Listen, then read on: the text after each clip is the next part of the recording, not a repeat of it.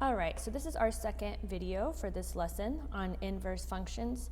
And in this video, we're going to look at how to actually find the inverse of a function.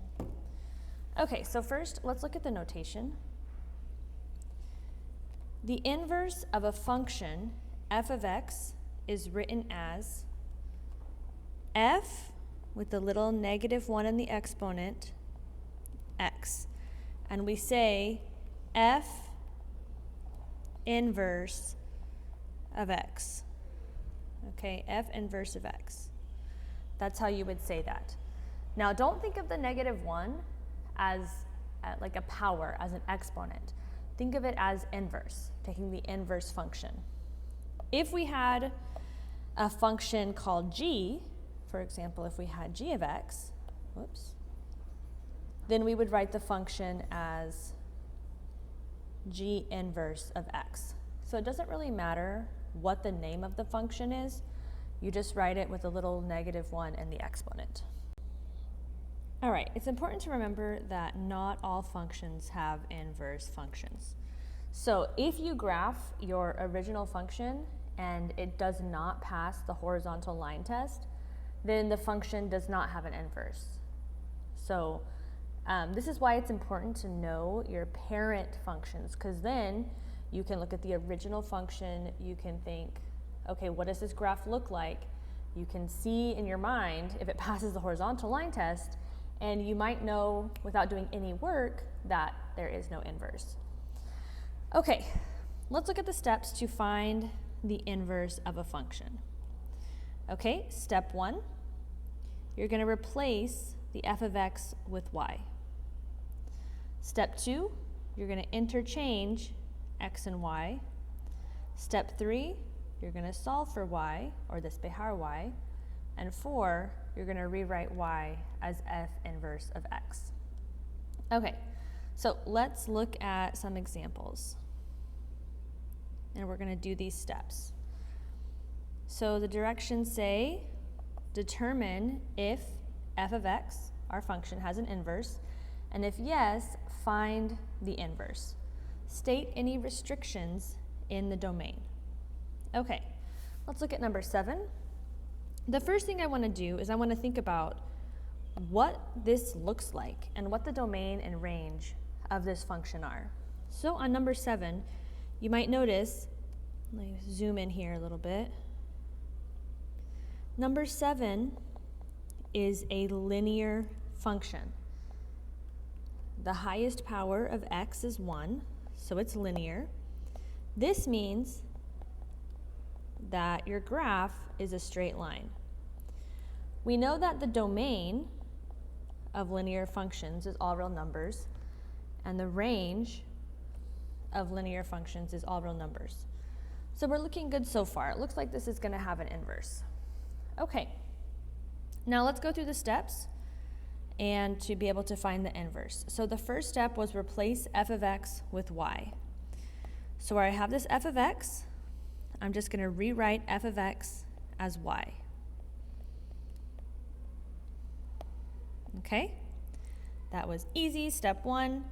The next step is interchange x and y. So for the y, I'm going to write x, and for the x, I'm going to write y. I'm just switching the x and the y. Next, I'm going to solve for y, or this behar y. So the first thing I'm going to do is going to move the 8 to the other side as a +8. So I'm going to have x plus 8 equals 4y. Now I want to get the y by itself, so I'm going to divide by 4. I'm just going to divide everything by 4 here. So now I have x over 4, or 1/4 x. 8 divided by 4 is 2, equals y. Okay, and then my last step is to rewrite the y as f inverse of x. So I'm going to do that. So 1/4 x plus 2 equals f inverse of x. And I kind of like to write the f inverse of x first, so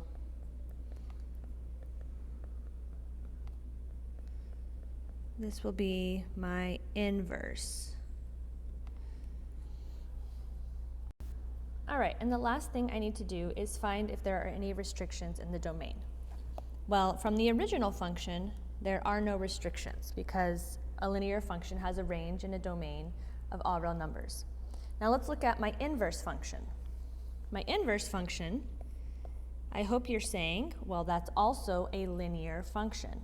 The highest power of x is 1, which means that the domain and range of the inverse function are also all real numbers, so there are no restrictions in the domain. All right, let's look at number 8. Okay, so for number 8, the first thing I want to do is look at what kind of function I have. This function is a cubic function.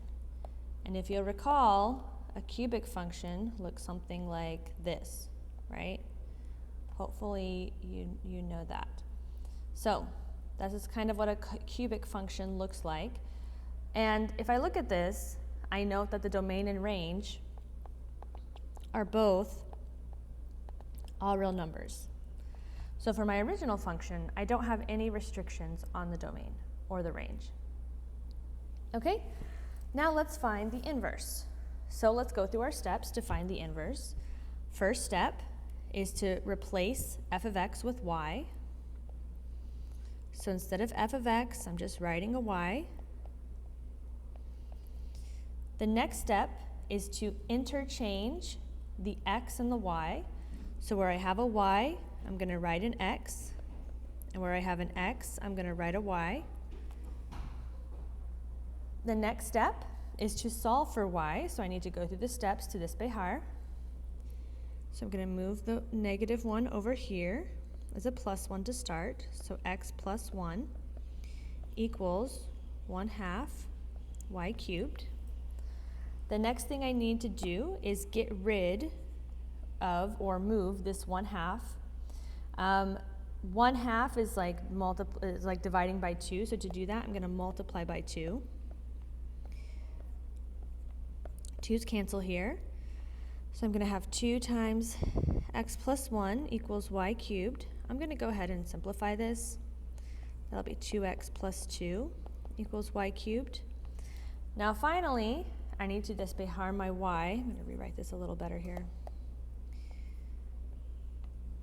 I want just y. I don't want y cubed. So to be able to undo or do the inverse operation of cubed, I'm going to do the cubed root. So I'm going to take the cubed root of both sides. And that means that the cubed root and the cube cancel, and I'm just left with y. So the cubed root of 2x plus 2 is equal to y. And my last step is to rewrite the y as f inverse of x. And I'm going to put the f inverse first because I just think it looks better. All right, so here is my inverse function.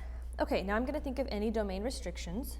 You'll recall that the cubed function doesn't have any restrictions. Domain and range are all real numbers. Now let's look at this. What kind of function is my inverse? Well, this is a cubed root function, and if you'll recall from the parent graphs, cubed root looks something like this, right?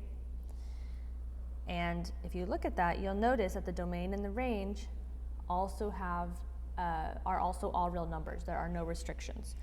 So again, we found our inverse, we have an inverse, and there are no restrictions on the domain.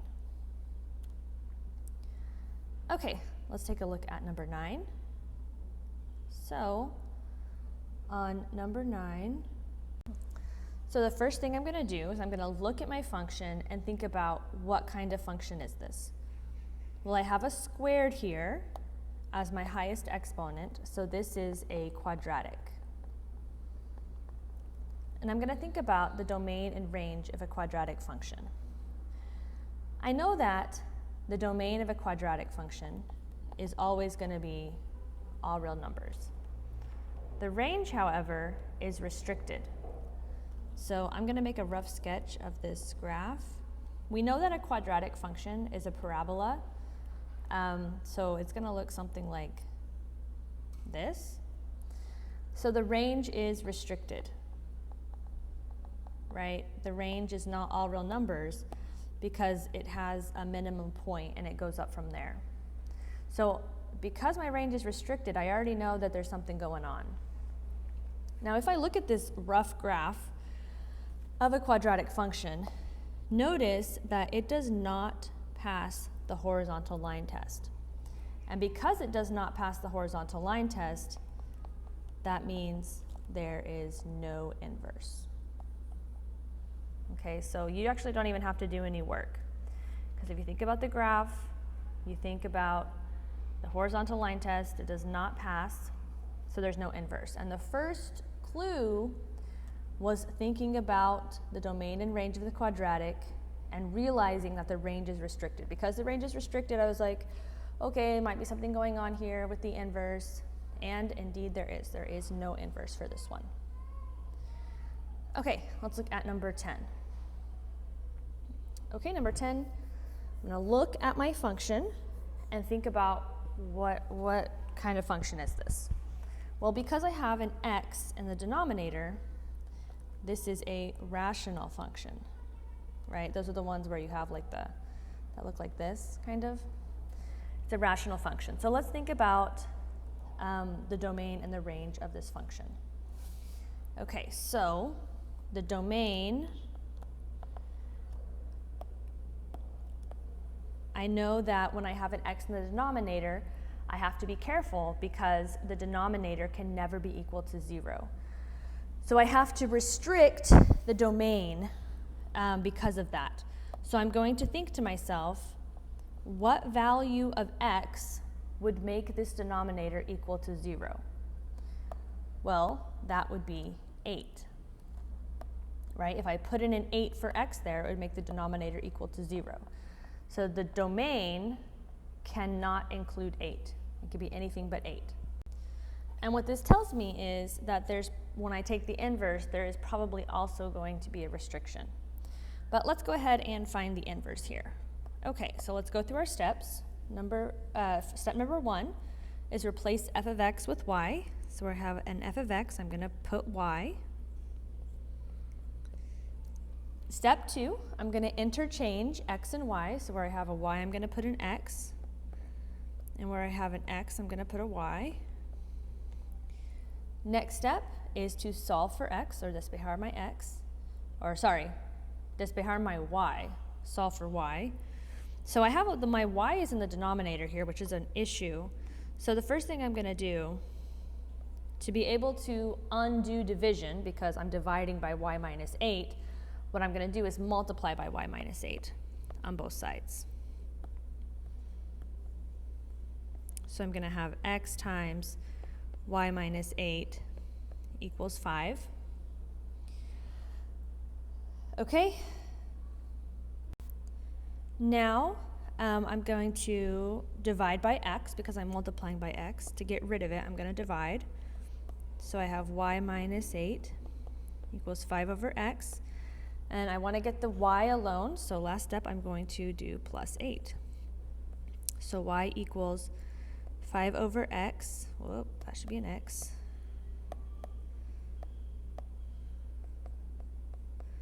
Plus 8. Okay, and then final step, I'm going to rewrite y as f inverse of x.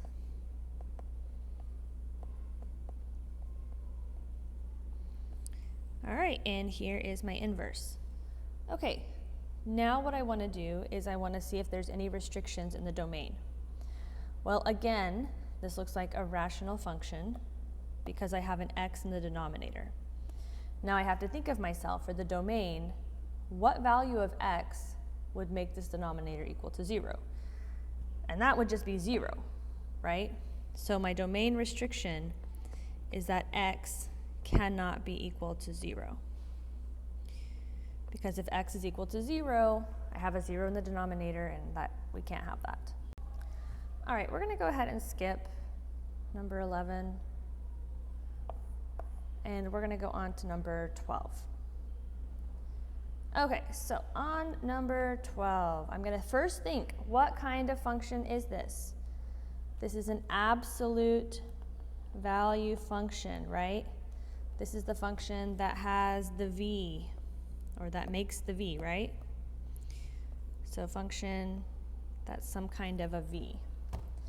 Now, just by knowing that, I can tell that this does not pass the horizontal line test. Just by thinking about this graph, it does not pass the horizontal line test. So I don't even have to do any work. There's no inverse. And I'm just going to write does not pass the horizontal line test.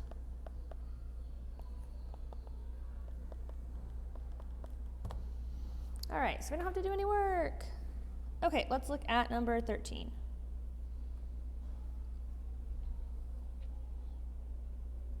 Okay, so number 13.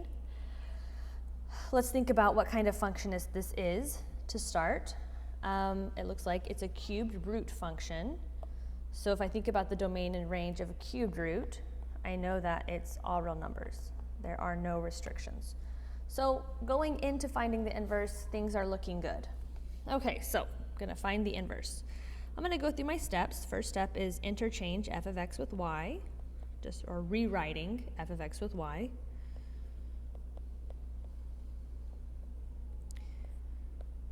Okay, next step is interchange x and y. So where I have a y, I'm going to write an x, and where I have an x, I'm going to write a y. Next step is solve for y. So I want to isolate my y, dividing by 4, so I'm going to multiply by 4.